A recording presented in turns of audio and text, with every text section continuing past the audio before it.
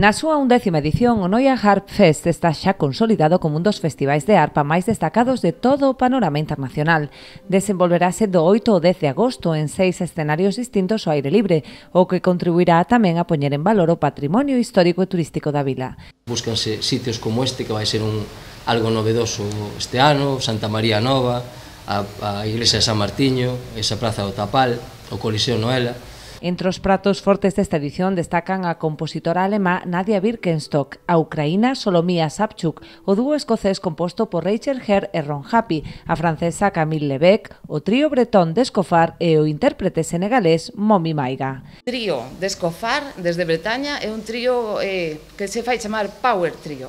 Son dúas arpas eléctricas e batería con Nicolás Cadoret, que é un bretón que toca música tradicional desde que era pequeniño. E, bueno, continuamos con o seu carácter máis internacional e estilístico, con Momi Maiga, que é un rapaz, porque é un rapaz moi novo, de Senegal, que ten unha carreira brillante e que agora mismo está presentando xa o seu segundo traballo, que leva por nome Kyoto. Ademais da súa vertente musical, destaca tamén o carácter solidario do festival, que promove proxectos como Boas Vibras. E tamén temos prolongación no campo da asistencia sanitaria a través da Asociación Noia Harp Fest.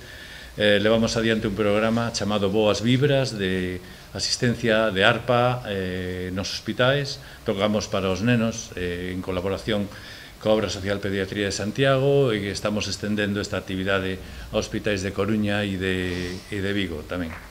Ademais, o Concello, o festival conta co apoio da Deputación da Coruña e da Axencia de Turismo de Galicia. Creemos que para a Noia e a súa comarca, pois este festival na época que se desenvolve, que no mes de agosto, no verán, pois unha importante oferta complementaria para todos aqueles que nos visitan e que visitan a vila e a súa contorna.